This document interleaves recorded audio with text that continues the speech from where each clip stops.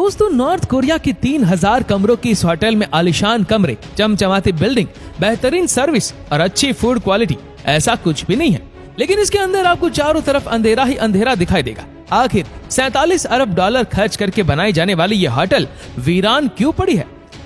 North Korea की capital रेयुंगयोंग में pyramid जैसी 330 मीटर ऊंची इस बिल्डिंग का नाम है होटल रेयुंगयोंग। ये स्काई स्क्रैपर बिल्डिंग किसी अजूबे से कम नहीं है। साल 1987 में इस बिल्डिंग का कंस्ट्रक्शन वर्क शुरू हो गया था और इससे बड़े उत्साह के साथ बनाया गया था।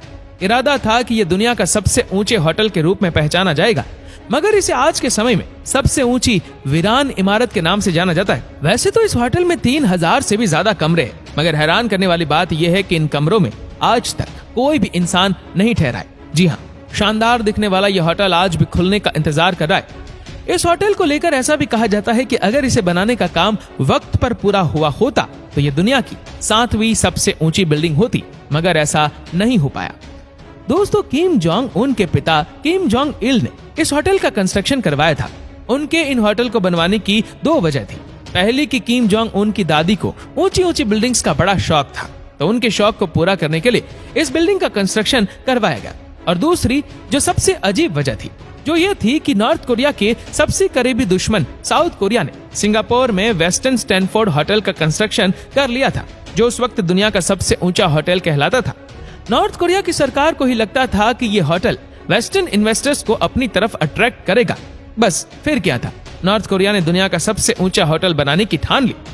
नॉर्थ कोरिया के तानाशाह हमेशा से अपने सनकी फैसलों को लेकर जाना जाता है। फिर चाहे वो नॉर्थ कोरिया के अपने बास्केटबॉल के नियम हो या नीली जीन्स नहीं पहनने की परमिशन। ये एक ऐसा देश है दोस्तों जो अपने काले कारनामों के लिए हमेशा सुर्खियों में रहता है।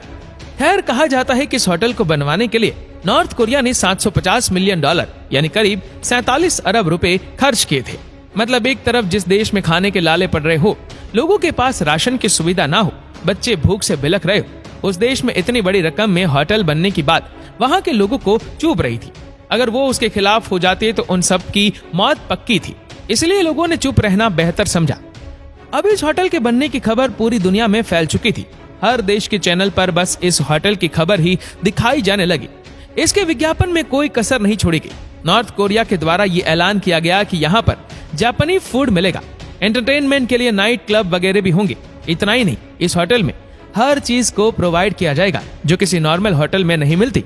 इतना सब होने के बाद उम्मीद थी कि इसे 2 साल में बनकर तैयार कर दिया जाएगा, मगर ऐसा नहीं हो पाया, क्योंकि कभी इसे बनाने के तरीके के साथ दिक्कत आई तो कभी इसके कंस्ट्रक्शन के साथ प्रॉब्लम आ गई। कुछ एक्सपर्ट्स ये कहते हैं कि ये खाली इमारत नॉर्थ कोरिया के एडमिनिस्ट्रेशन के लिए शर्म की बात है। इतना ही नहीं, इस होटल की सुरक्षा के इंतजामों तक की भी आलोचना की गई और मीडिया ने इसे शापित होटल और भूतिया होटल का नाम दे दिया था।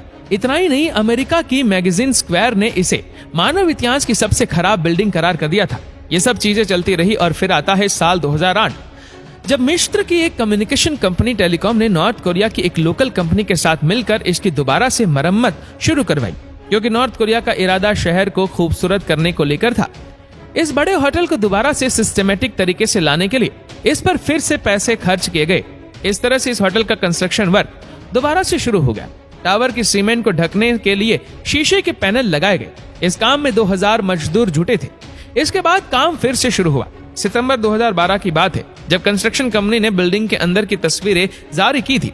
तस्वीरों में साफ तौर पर देखा जा रहा था कि नंगे तार, पाइप, लाइटिंग और बहुत बड़े खाली हॉल नजर आ रहे थे। चारों तरफ सन्नाटा पसरा हुआ था।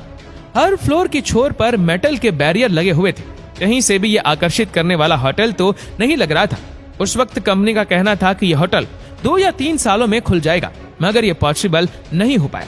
आपको बता दें कि दिसंबर 2016 तक इस काम को पूरा होने की उम्मीद लगाई गई थी, मगर ऐसा नहीं हो पाया। कंस्ट्रक्शन वर्क शुरू होने के 30 साल बाद यानी 2017 में भी ये अनोखा होटल खोल नहीं पाया है, क्योंकि हम सब जानते हैं कि नॉर्थ कोरिया पर कई तरह की पाबंदियां लगी हुई है, लेकिन वहाँ के तानाशाह किम जोंग उन को इन सब बातों से फर्क नहीं पड़ता। ऐसा हम इसलिए कह रहे हैं क्योंकि जुलाई 2017 की बात है, जब किम जोंग उन की सेना ने किसी अंडर कंस्ट्रक्शन बिल्डिंग की दीवारों पर पोस्टर लगा दिए और उस पर लिखा कि ये नॉर्थ कोरिया एक शक्तिशाली देश है। इसी के ठीक दूसरे दिन नॉर्थ कोरिया ने अपनी दूसरी इंटरकॉन्टिनेंटल मिसाइल का टेस्ट भी किया था। ये मिसाइल नॉर्थ कोरिया की अब तक लॉन्च की गई मिसाइलों की तुलना में सबसे ज्यादा दूर तक गई। और इसी की खुशी में इस होटल की बिल्डिंग से आतिशबाजी भी की गई। दोस्तों, दुनिया में ये सिर्फ अकेला ऐसा होटल नहीं है, ऐसी और भी कई इमारतें हैं जिन्हें बनाया तो पूरे जोश से गया था, लेकिन आज ये बिल्डिंग लोगों की बेरुखी का शिकार है। ये इमारतें शहर की खूबसूरती के लिहाज से तैयार की गई थी, लेकिन इकोनॉमिक क्राइसिस और दूसरी वजह से इनके काम को रोक दिया गया था, और यही वजह रही कि आज ये खंडर में तब्दील हो गए हैं।